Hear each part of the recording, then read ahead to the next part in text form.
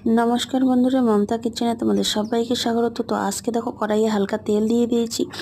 तो एर मध्य आमी काँचा लंका पेঁয়াজ बेश खानिकटा কিছুটা দিয়ে দিয়েছি। তারপর যেহেতু আমার পছন্দের ফেভারিট সবজি বানাচ্ছি আমি মাছের তেল, তো তোমরা দেখতেই পাচ্ছ এখানে আমি রুই মাছের তেল কিছুটা নিয়ে নিয়েছি। নিয়ে এখানে ভালো করে নাড়িয়ে চাড়িয়ে এটাকে ভালো করে একটু ভাজা ভাজা করে নেব। দেখতেই পাচ্ছ তেলটা হয়ে গেছে, এখন কিন্তু আমি লবণ হলুদ কিছু দেইনি। তো এটা হওয়ার সঙ্গে সঙ্গে আমি একটা আলু একটা বেগুন কেটে রেখেছি ওটা দিয়ে দেবো।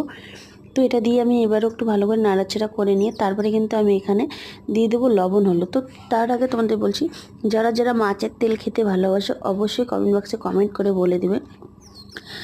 আমার তো একদম খুব ফেভারিট জিনিস, আমার এটা হলে একদম আর কিচ্ছু লাগবে না। তাই আমি এখানে লবণ হলুদ দিয়ে আর একটু সামান্য একটু জিরা বাটা দিয়ে দিলাম। তো জিরা বাটা দিয়ে আবারও আমি ভালো করে ভাজা ভাজা করে নিয়ে দিয়ে দেবো কিন্তু এর মধ্যে ধনেপাতা। তেল কিন্তু অনেকটা বের হয়েছে দেখতে পাচ্ছ তোমরা।